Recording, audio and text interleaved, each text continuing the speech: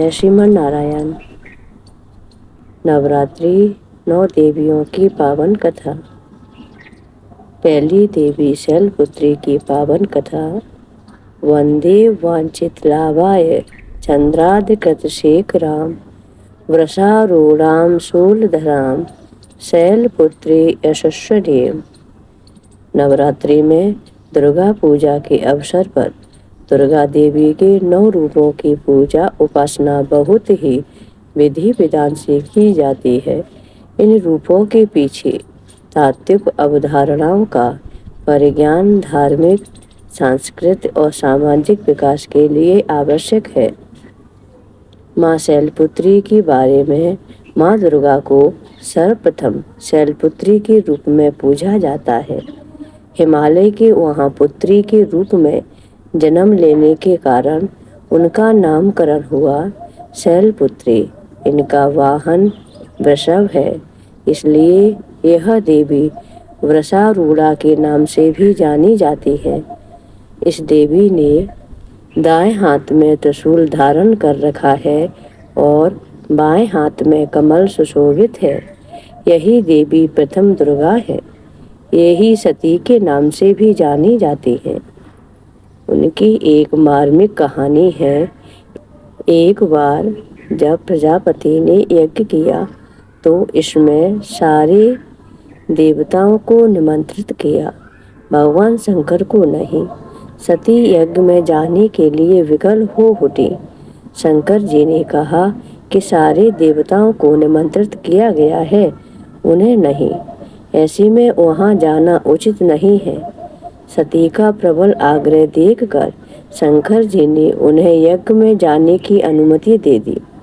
सती जब घर पहुंची तो सिर्फ माँ ने ही उन्हें स्नेह दिया। बहनों की बातों में व्यंग और उपहास के भाव थे। भगवान शंकर के प्रति भी तिरस्कार का भाव है। दक्ष ने भी उनके प्रति अपमानजनक वचन कहे। इससे सती को क्लेश पहुंचा। वे अपने पति का यह अपमान न सह सकें और योग अग्नि द्वारा अपने को जलाकर भस्म कर लिया। इस दारुण दुख से व्यतीत होकर भगवान शंकर ने उस यज्ञ का विध्वंस कर दिया। यही सती अगले जन्म में शैलराज हिमालय की पुत्री के रूप में जन्मी और शैलपुत्री कहलाई। पार्वती और हेमवती भी इसी देवी के अन्य नाम हैं।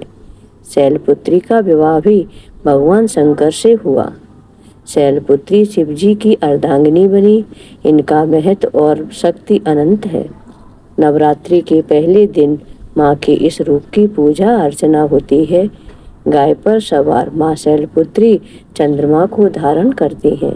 धार्मिक मान्यता के अनुसार माँ शैलपुत्री की आराधना करने से जातक की कुंडली में चंद्र दोष ठीक होता है। ज्ञान की देवी माँ ब्रह्मचारिणी की पावन कथा है। नवदुर्गा के दूसरे स्वरूप में माँ ब्रह्मचारिणी की पूजा करने से ज्ञान और वैराग्य की प्राप्ति होती है। शास्त्रों में माँ एक हर रूप की पूजा विधि और कथा का महत्व बताया गया है। माँ ब्रह्मचारिणी की कथा जीवन के कठिन क्षणों में भक्तों को संभल देती है। ब्रह्मचारिणी का अर्थ तप की चारिणी यानी तप का आचरण करने वाली। देवी का यह रूप पूर्ण ज्योतिर्मय और अत्यंत भव्य है। माँ के दाएं हाथ में जप की माला और बाएं हाथ में यह कमंडल धारण किए हैं। माँ ब्रह्मचारिणी पूर्व जन्म में इस देवी ने हिमालय के घर पुत्री रूप में जन्म लिया था और नारद जी के उपदेश से भगवान शंकर को पति रूप में प्राप्त करने के लिए घोर तपस्या की थी। इस कठिन तपस्या के कारण इन्हें तपचारिणी अर्थात ब्रह्मचारिणी नाम से जाना गया। 1000 वर्ष तक इन्होंने केवल फल फूल खाकर बिताए और 100 वर्षों तक केवल जमीन पर रहकर शाख पर निर्वाह किया। कुछ दिनों तक कठिन उपवास रखे और खुले आकाश के नीचे वर्षा और धूप के घोर कष्ट सहे। 3000 वर्षों तक टूटे हुए बेल पत्र खाए और भगवान शंकर की आराधना करते रहे। इसके बाद तो उन्होंने सूखे बेल पत्र खाना भी छोड़ दिए। कई हजार वर्षों तक निर्जल और निराहार रहकर तपस्या करती रही। पत्तों को खाना छोड़ देने के कारण ही इनका नाम अपर्णा नाम पड़ गया। कठिन तपस्या के कारण देवी का शरीर एकदम क्षीण हो गया। देवी देवता, ऋषि, सिद्धगण, मुनि सभी ने ब्रह्मचारिणी की तपस्या को अभूतपूर्व पुण्य कृत्य बताया, सराहना की और कहा, हे देवी, आज तक किसी ने इस तरह की कठोर तपस्या नहीं की। यह आपसे ही संभव थी। आपकी मनोकामना पर पूर्ण होगी और भगवान चंद्रमौली शिव जी तुम्हें पति रूप में प्राप्त होंगे। अब तपस्या छोड़कर घर लौट जाओ। जल्द ही आपके पिता आपको लेने आ रहे हैं। लेकिन माँ ने तब तक तप समाप्त नहीं किया जब तक स्वयं शिवजी ने उन्हें साक्षात दर्शन नहीं दिए। उनसे आशीर्वाद मिलने के बाद ही माँ अपने घर की ओर प्रस्थान की। माँ की कथा का सार यह है कि जीवन की कठिन संघर्षों में भी मन विचलित नहीं होना चाहिए। माँ ब्रह्मचारिणी देवी की कृपा से सर्व सिद्धि योग प्राप्त होती है। नवरात्रि के दूसरे दिन माँ ब्रह्मचारिणी की पूजा अर्चना होती है। माँ का यह स्वरूप मंगल ग्रह का स्वामी है। ब्रह्मचारिणी माँ की पूजा करने से लोगों की कुंडली में मंगली दोष का प्रभाव कम होता है। नवरात्रि के तीसरे दिन माँ चंद्रघंटा स्वरूप की पूजा होती है। चंद्रघंटा देवी का स्वरूप तपे हुए स्वर्ण के समान कांतिमय है। चेहरा शांत एवं सौम्य है और मुख पर सूर्य मंडल की आभा छिटक रही होती है। माता के सिर पर अर्ध चंद्रमा मंदिर के घंटे के आकार में सुशोभित हो रहा, जिसके कारण देवी का नाम चंद्रघंटा हो गया। अपने इस स्वरूप से माता देवगण, संतों एवं भक्तजन के मन में संतोष एवं प्रसन्न प्रदान करते हैं।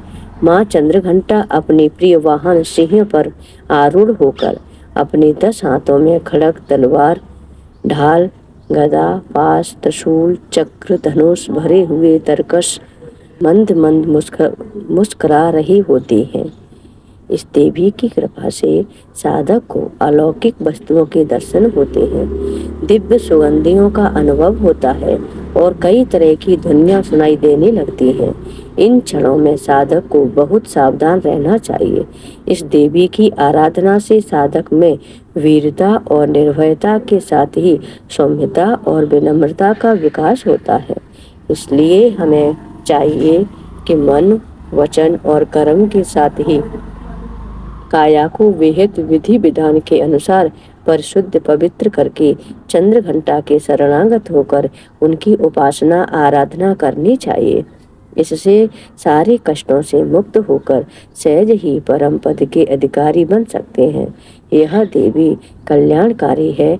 माँ चंद्रघंटा की पूजा करने से जातक के सभी पाप नष्ट हो जाते हैं और जन्म जन्म का डर समाप्त हो जाता है और जातक निर्भय बन जाता है।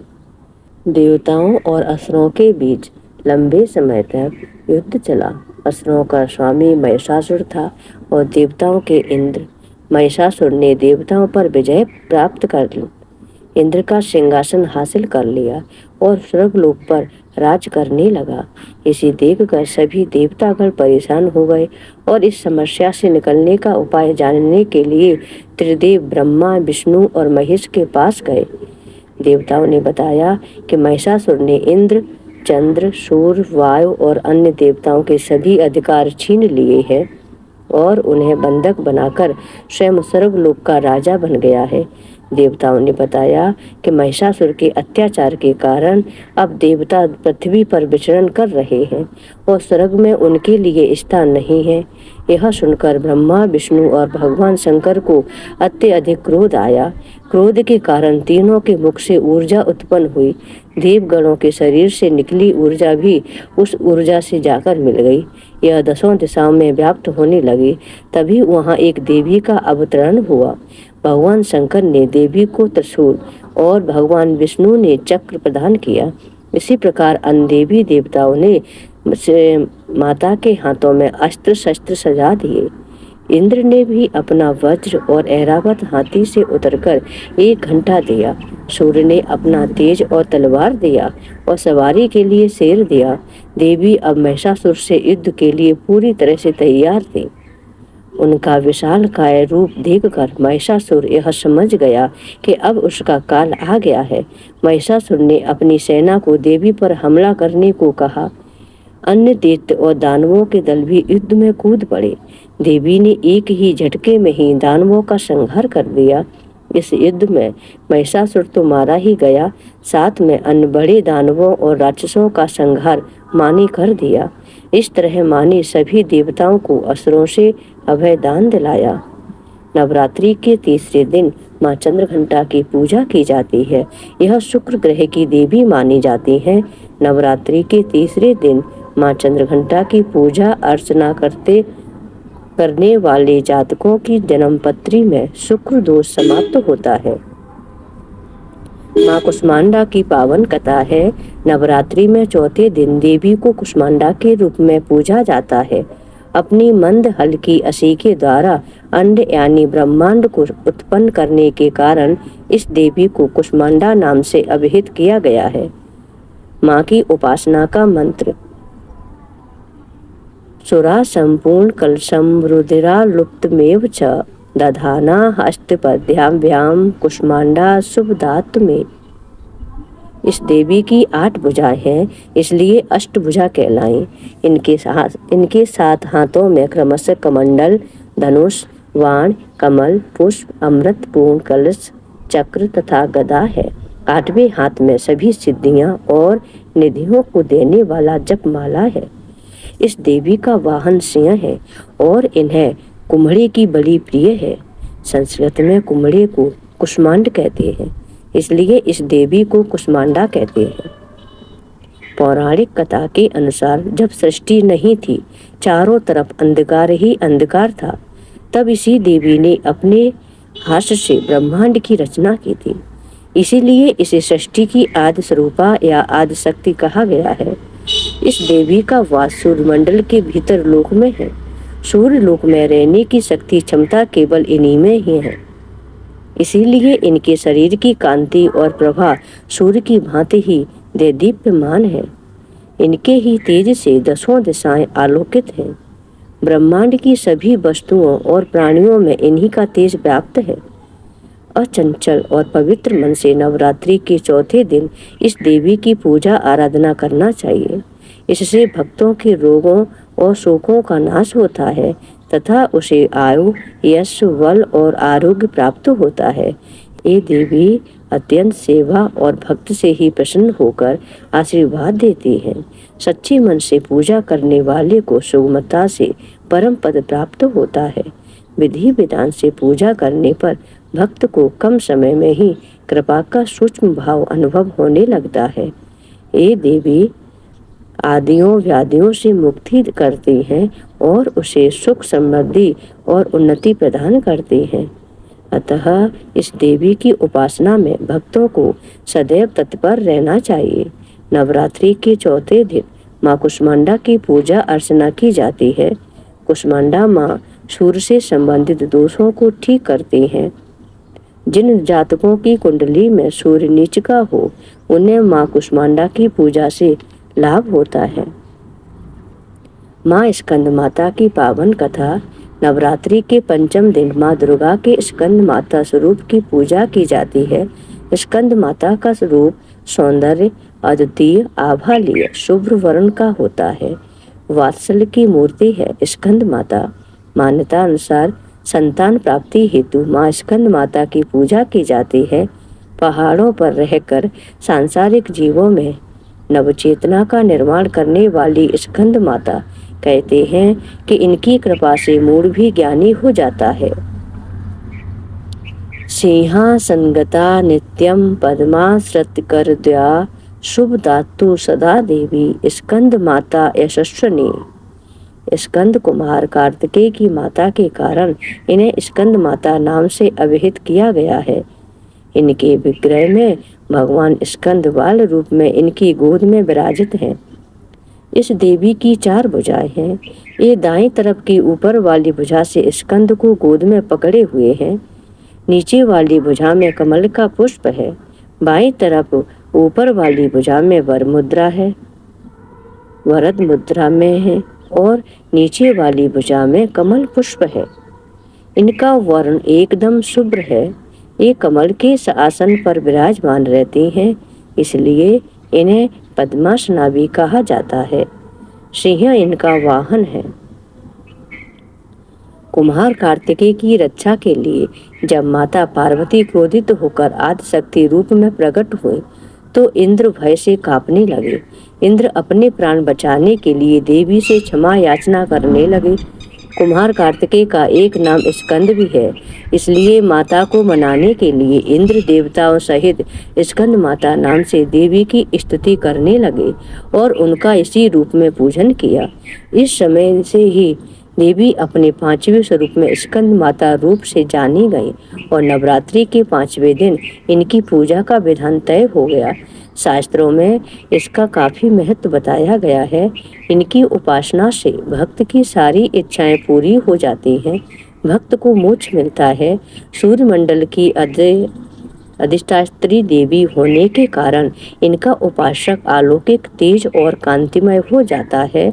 अतः मन को एकाग्र रखकर और पवित्र रखकर इस देवी की आराधना करने वाले साधक या भक्त भव सागर पार करने में कठिनाई नहीं होती।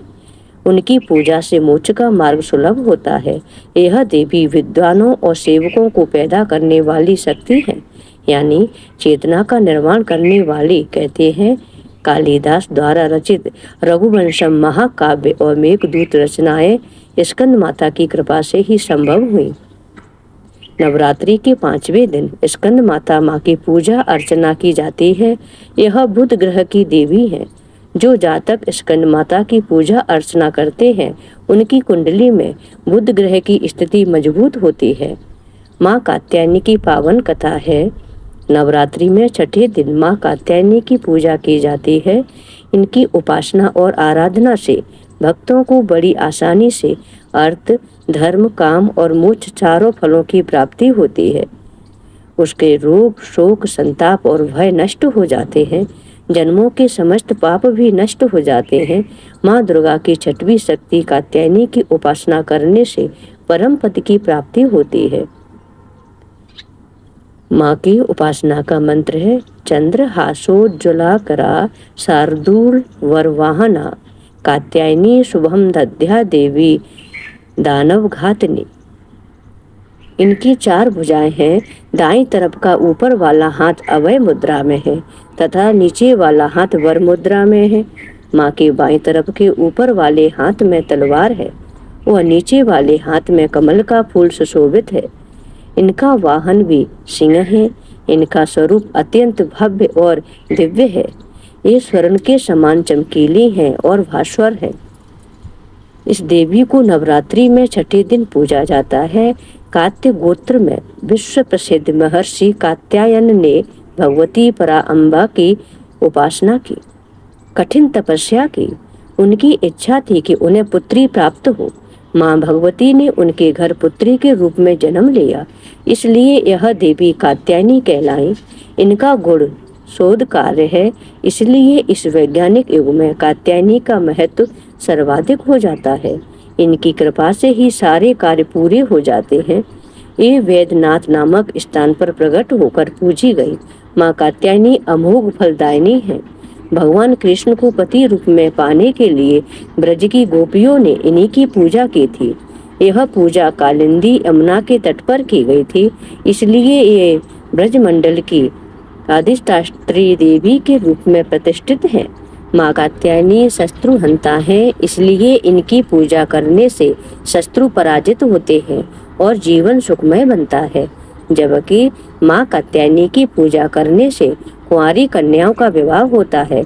नवरात्रि के छठे दिन भक्त का मन आग्नेय चक्र पर केंद्रित होना चाहिए।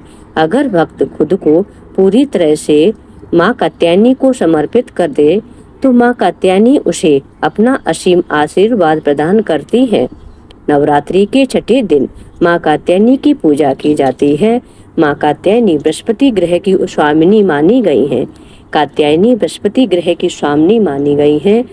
कात्यायनी देवी की पूजा करने से बृहस्पति ग्रह से संबंधित दोष समाप्त हो जाते हैं।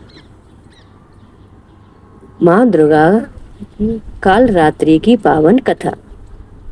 नवरात्रि के 7वें दिन यानी महासप्तमी को माता कालरात्रि की पूजा की जाती है। जैसा उनका नाम है वैसा ही उनका रूप है। खुले बालों में अमावस की रात से भी काली माँ कालरात्रि की छवि देखकर ही भूत प्रेत भाग जाते हैं। माँ का वर्ण काला है। इस देवी के 3 नेत्र हैं। ये तीनों ही नेत्र ब्रह्मांड के समान गोल हैं। इनकी सांसों से अग्नि निकलती रहती है। ये गर्दभ की सवारी करती है। ऊपर उठे हुए दाहिने हाथ की वर मुद्रा भक्तों को वर देती है। दाहिने ही तरफ का नीचे वाला हाथ अभय मुद्रा में है, यानी भक्तों हमेशा निडर निर्भय रहो। नाम से अव्यक्त होता है कि माँ दुर्गा ही यह 7वीं शक्ति काल रात्रि के नाम से जानी जाती है, अर्थात जिनके शरीर का रंग घने अंधकार की तरह एकदम काला है। नाम से ही जाहिर है कि इनका रूप भयानक है।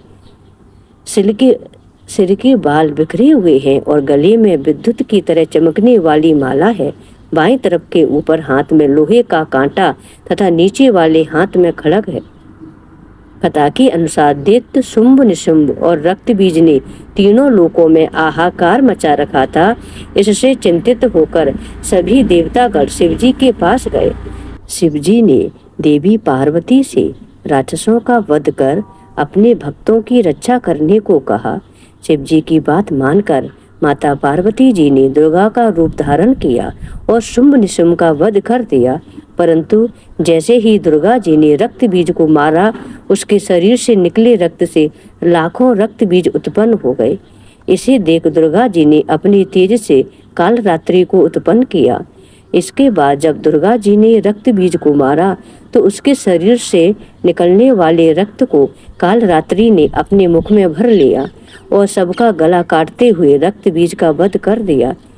इनका रूप भले ही भयंकर हो, लेकिन ये सदैव शुभ फल देने वाली माँ है, इसलिए यह शुंभकरी कहलाई, अर्थात इनसे भक्तों को किसी भी प्रकार से भयभीत या आतंकित होने की आवश्यकता नहीं। उनके साक्षात्कार से भक्त पुण्य का भागी बनता है। काल रात्रि की उपासना करने से ब्रह्मांड की सारी सिद्धियों के दरवाजे खुलने लगते हैं और तमाम असुरी शक्तियाँ उनके नाम के उच्चारण से ही भयभीत होकर दूर भागने लगती हैं।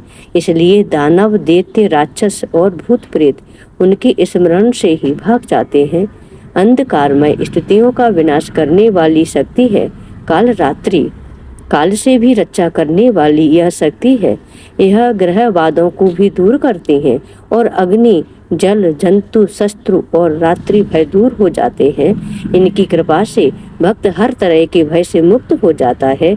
नवरात्रि के 7वें दिन माँ कालरात्रि की पूजा अर्चना की जाती है। माँ कालरात्रि की पूजा करने से शनि दोष समाप्त हो जाता है। माँ महागौरी की पावन कथा। नवरात्रि में 8वें दिन महागौरी शक्ति की पूजा की जाती है। नाम से प्रकट है कि इनका रूप पूर्णतः गौर वर्ण है। इनकी उपमा शंख, चंद्र और कुंद के फूल से दी गई है। अमोघ फलदायिनी माँ महागौरी श्वेते वृषे समारूढ़ा श्वेतांबरधरा शुचे महागौरी शुभम ददानम महादेव प्रमोदया। 8 वर्षा भवित गौरी यानी इनकी आयु 8 साल की मानी गई है। इनके सभी आभूषण और वस्त्र सफेद हैं, इसलिए इन्हें श्वेतांबराधरा कहा गया है। 4 भुजाएं हैं और वाहन वृषभ है, इसलिए वृषारूढ़ा भी कहा गया है। इनके ऊपर वाला दाहिना हाथ अभय मुद्रा है तथा नीचे वाला हाथ त्रिशूल धारण किया हुआ है। ऊपर वाले हाथ में डमरू धारण कर रखा है और नीचे वाले हाथ में वर मुद्रा है। इनकी पूरी मुद्रा बहुत शांत है। पति रूप में शिव को प्राप्त करने के लिए महागौरी ने कठोर तपस्या की थी। इसी वजह से इनका शरीर काला पड़ गया, लेकिन तपस्या से प्रसन्न होकर भगवान शिव ने इनके शरीर को गंगा के पवित्र जल से धोकर कांतिमय बना दिया।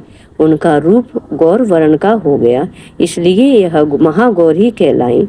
ये अमोघ फलदायिनी है और इनकी पूजा से भक्तों के तमाम कलमश धुल जाते हैं, पूर्व संचित पाप भी नष्ट हो जाते हैं। महागौरी का पूजन अर्चन उपासना आराधना कल्याणकारी है। इनकी कृपा से अलौकिक सिद्धियां भी प्राप्त होती हैं। नवरात्रि के 8वें दिन माँ महागौरी की पूजा करने का प्रचलन है। माँ महागौरी राहु की स्वामिनी मानी जाती हैं। जो जातक नवरात्रि के 8वें दिन माँ महागौरी की पूजा अर्चना करते हैं, उनकी जन्म पत्री का राहु दोष समाप्त हो जाता है। माँ सिद्धिदात्री की पावन कथा। माँ दुर्गा जी की 9वीं शक्ति का नाम सिद्धिदात्री है। ये सभी प्रकार की सिद्धियों को देने वाली हैं। नवरात्रि पूजन के 9वें दिन इनकी उपासना की जाती है। इस दिन शास्त्रीय विधि विधान और पूर्ण निष्ठा के साथ साधना करने वाला साधक को भी सभी सिद्धियों की प्राप्ति हो जाती है। सृष्टि में कुछ भी उसके लिए अगम्य नहीं रह जाता। ब्रह्मांड पर पूर्ण विजय प्राप्त करने की सामर्थ्य उसमें आ जाती है। नव दुर्गाओं में माँ सिद्धिदात्री अंतिम है। या देवी सर्वभूतेषु माँ सिद्धिदात्री रूपेण संस्थिता। नमस्तस्यै नमस्तस्यै नमस्तस्यै नमो नमः। हे माँ सर्वत्र विराजमान और माँ सिद्धिदात्री के रूप में प्रसिद्ध अम्बे, आपको मेरा बार बार प्रणाम है। मैं आपको बारंबार प्रणाम करती हूँ। हे माँ, मुझे अपनी कृपा का पात्र बनाओ। माँ सिद्धिदात्री 4 भुजाओं वाली हैं। इनका वाहन सिंह है। ये कमल पुष्प पर भी आसीन होते हैं। इनकी दाहिनी तरफ के नीचे वाले हाथ में कमल पुष्प है। मार्कंडेय पुराण के अनुसार 8 सिद्धियां हैं। अणिमा, महिमा, गरिमा, लघिमा, प्राप्ति, प्राकाम्य, ईशत्य, वासित्य। इनके नाम इस प्रकार हैं: अणिमा, लघिमा, प्राप्ति, प्राकाम्य, महिमा, ईशत्य, वासित्य, सर्वकाम वशयत्व, सर्वज्ञत्व, दूरश्रवण, परकाय प्रवेशन, वाक सिद्धि, कल्प वृक्षत्व, सृष्टि संहार कर सामर्थ्य, अमरत्व, सर्वन्यायकत्व, भावना सिद्धि। माँ सिद्धिदात्री भक्तों और साधकों को ये सभी सिद्धियां प्रदान करने में समर्थ हैं। देवी पुराण के अनुसार भगवान शिव ने इनकी कृपा से ही इन सिद्धियों को प्राप्त किया था। इनकी अनुकंपा से ही भगवान शिव का आधा शरीर देवी का हुआ था। इसी कारण वे लोक में अर्धनारीश्वर नाम से प्रसिद्ध हुए। प्रत्येक मनुष्य का यह कर्तव्य है कि वह माँ सिद्धिदात्री की कृपा प्राप्त करने का निरंतर प्रयत्न करे, उनकी आराधना की ओर अग्रसर हो। इनकी कृपा से अनंत दुख रूप संसार से निर्लिप्त रहकर सारे सुखों का भोग करता हुआ वह मोक्ष को प्राप्त कर सकता है। सिद्धिदात्री माँ के कृपा पात्र भक्त के भीतर कोई कामना शेष बचती ही नहीं।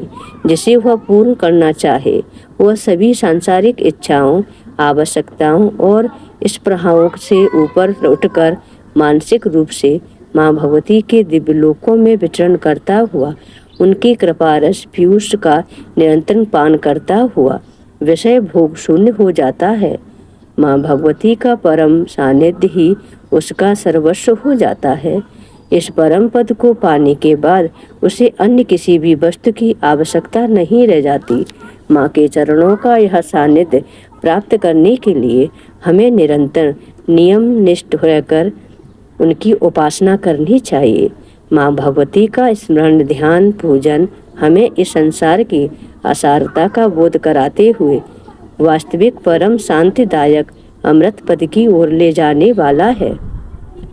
आज के युग में इतना कठिन तप जो कोई भी करता है, वह माँ की कृपा का पात्र बनता ही है। अन्य 8 दुर्गाओं की पूजा उपासना शास्त्रीय विधि विधान के अनुसार करते हुए भक्त दुर्गा पूजा 9वें दिन इनकी उपासना में प्रवृत्त होते हैं। इन सिद्धिदात्री माँ की उपासना पूर्ण कर लेने के बाद भक्तों और साधकों की अलौकिक पारलौकिक सभी प्रकार की कामनाओं की पूर्ति हो जाती है। नवमी के दिन माँ सिद्धिदात्री की पूजा की जाती है।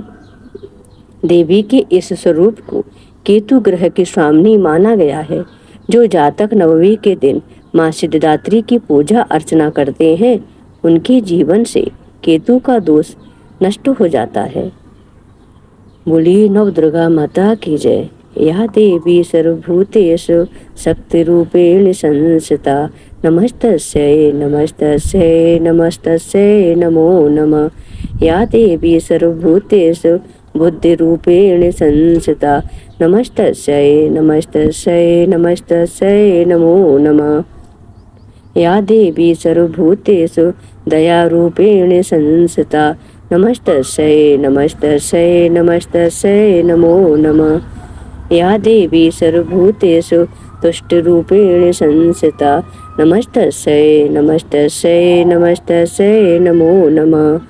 ओम दुम दुर्गाय नमो नमः। ओम दुम दुर्गाय नमो नमः। ओम दुम दुर्गाय नमो नमः। ओम जयंती मंगला काली भद्रकाली कपालिनी दुर्गा क्षमा शिवा धात्री स्वाहा सुधा नमोस्तुते। ओम दुम दुर्गाय नमो नमः।